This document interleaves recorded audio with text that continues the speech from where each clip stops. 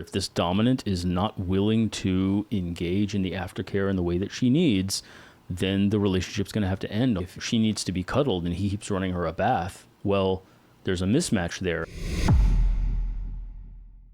Our question today comes from Laura, who has a master-slave dynamic with her boyfriend. She writes that she's into objectification and degradation during scenes together, but after a scene, her master provides her with little or sometimes no aftercare. This makes her feel gross, used, and sad. In defense of her master, Laura writes that his love language is acts of service, and he will do things like run her a bath or get her ready for bed. But she really just wants to cuddle. She's struggling with a sense that she's not comforted after their scenes together. The simple answer is that they need to negotiate better. They haven't really fleshed out aftercare as a part of the scene negotiation. In the checklist that we often reference, one of the other features I like about it is that aftercare is its own section of the negotiation, is what sort of aftercare do you want? And that's equally a part of the negotiation as, are you okay with being whipped with a belt?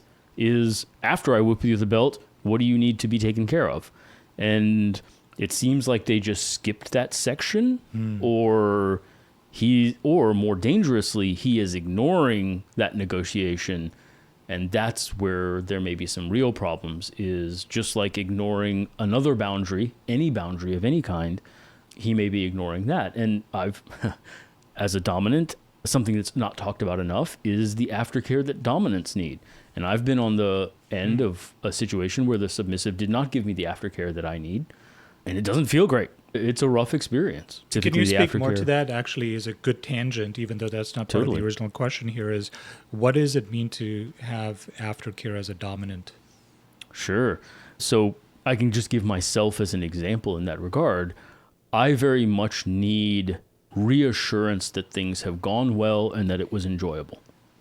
And that of all the things I did to her and all the things we played, that she enjoyed it and is happy, and it was a positive experience overall, and that she's feeling good about it.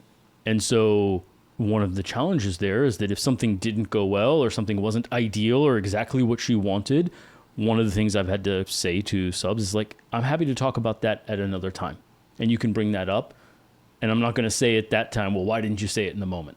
I'm telling you now, right afterwards, I need the aftercare of positive debrief, a positively framed, you can frame it even as a dominant form of praise kink in some sense. I need a positive aftercare debrief of that session, not, hey, like, I just did all this stuff and you immediately are like, well, you know, you hit me too hard that one time and then I don't know about this and like, this wasn't that great and whatever. And it's a negative discussion or a discussion of all the things that went wrong. And I need the immediate after period to be the discussion of what things went right and a connection time, a time to come back together and to feel good with each other about having engaged in it. And I've just dated a couple of women that were hypercritical after sex for a variety of their own reasons, but that was very much a violation of my own aftercare needs. And which isn't to say that they needed to bring it up at some point. It's like, hey, if this wasn't working, it's not working. But I needed that to be not in the immediate aftercare period.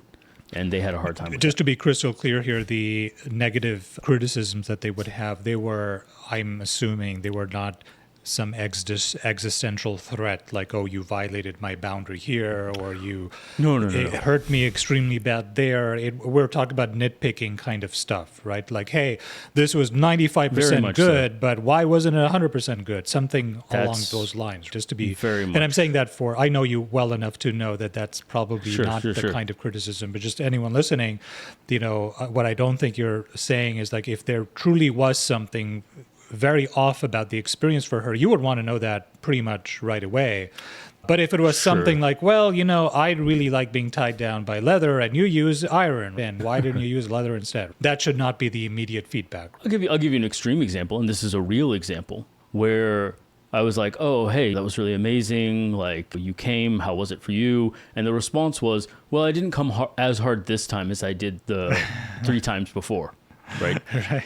And so, like, literally framing a positive experience in the most negative possible way. Like, yes, I got off, but it just wasn't as hard as a previous time. Like, okay, that's a pretty, you're pulling negativity now out of it. And that's even a fine conversation later on to be like, hey, yeah, I came, but it wasn't as hard as some other time. Like, what are the factors? How could we get back there? How could we recreate an even more amazing experience? But that's a conversation for another time. In the immediate after period, I'm also vulnerable.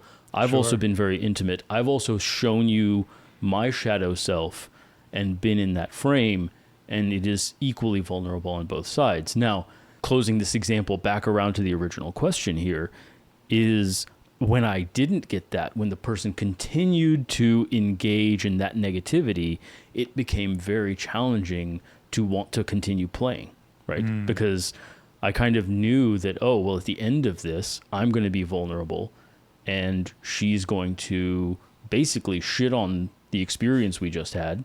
Even if it's great, she's never going to say, oh, hey, that was just great. She will find something, because nothing's perfect. So she will find the imperfection to talk about. And so that relationship ultimately just could not move forward because she was not willing to shift that part of herself. And in a similar situation here, if this dominant is not willing to engage in the aftercare in the way that she needs, then the relationship's going to have to end on some level, because how is that going to happen? Like, if, she needs to be cuddled and he keeps running her a bath, well, there's a mismatch there, and I don't know why he's doing that. That seems very odd to me if it's been clearly expressed. But if he actively needs to not cuddle, then there's a significant mismatch there, right? Right. My sense of it is that she just simply didn't tell him, and I wonder if one of the reasons is, well, this is a master-slave dynamic. You're my master. You should know what I want. And I think there's some part of that comes out in these really extreme kink dynamics where the submissive becomes such a little that they start to even forget to communicate very basic needs. Like, this is how I like to be taken care of in aftercare, in after an intense master-slave kind of scene, where I imagine a lot of things are being done to her, or she's doing things to him that he requests. So for her, there's a sense of, I've given so much to you, you should know how I'd like to be taken care of afterwards. And perhaps there's also the sense of, well, since I'm such a slave, what right do I really have to ask you? Because for her, the scene is still kind of in play, because she's still requiring some sort of a especially if it's a 24/7 relationship, then it is still in play to some degree. It doesn't end with the scene in the way it does in maybe more casual relationships. There is a continuity there. Now, we've talked in other episodes about this notion of believing too much in the reality of the dynamic. Like, the dynamic is half real. And this is another great example of where, if she's not speaking up because she's like, oh, I'm the slave and like whatever, then she's believing too hard in the dynamic. She's not letting it be half real. She's making it 100% real. And that's where a lot of the problems come up. It had not occurred to me that she hadn't spoken up, I guess. You raised a good point. You're right. She doesn't say that in the question, that she said it. And that's a critical point. If you didn't say it, then he's not accountable for reading your mind. And even as a slave, you had to negotiate, and you still have to negotiate, the boundaries of that half reality. BDSM is a game that's played, as I always say, in the twilight of the half real. And you have to figure out how to speak up outside the dynamic and say, hey, this is not working for me. We need to adjust this. And then you can go back into the dynamic. Yeah, this is going to seem like a very strange statement to make if it wasn't for all of this prior context, but even slaves have rights. Yeah. No, that's exactly right. And she may just not know that she can ask. Yeah. So that's an important thing for her to know. I agree.